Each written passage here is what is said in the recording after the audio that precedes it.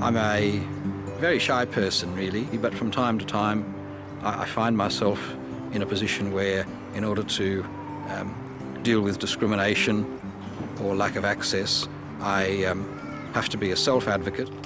When Australia secured the Sydney 2000 Olympics, Bruce Maguire shared the nation's pride and promised his family tickets to the greatest sporting event on earth. The Games were promoted in Australia it was the Games for all Australians. You know, I'm an Australian. I have a disability, but I'm still an Australian, so the Games are for me too. He couldn't wait to plan which events they'd go to, but he couldn't access the information. This is the official Olympics ticket book. I don't even know whether it's up the right way or not. I rang the Sydney Organising Committee of the Olympic Games, and I was told that there was no way that they were going to be producing a ticket book in Braille. The Olympics website wasn't accessible for people who use screen readers or voice output, so Bruce lodged a complaint with the Human Rights Commission. Bruce's complaint grew into a heated public debate. Australia's prejudiced attitudes were exposed. Some of the more right-wing journalists were highly critical, saying, well, you know, this is just the thin end of the wedge. If we provide ticket books in Braille, then the next thing you know, people with claustrophobia will want special rooms at the Olympics where they can sit, by themselves. It'll never end, and there's got to be limits to what we can, what we as a society can provide. Bruce was victimised, but his rights were clear under the Disability Discrimination Act.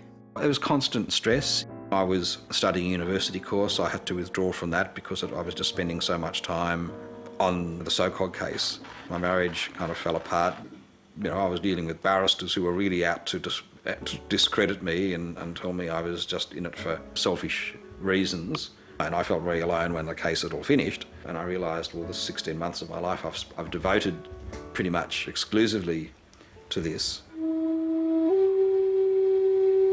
Bruce was prepared to play his part to achieve equality for all. I think anyone who sets out to challenge entrenched discrimination and an entrenched attitude that says that people with disability aren't equal with us, I think he's going to run up against some pretty tough barriers. Bruce won the case. All public organisations must now provide accessible websites and information. Everyone has the power to affect change. Complaints under the DDA are often small things most people take for granted. To get cashed out, press 1. To ensure all banks provided accessible ATMs, blind citizens of Australia rallied. Balance, press 5. Members lodged strategic complaints targeting all banks. Their voices were heard.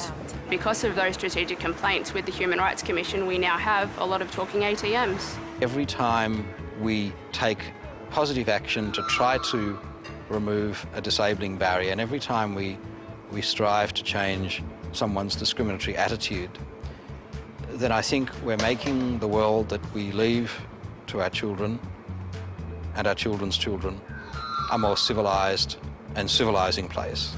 And for me, that's what gives meaning to life.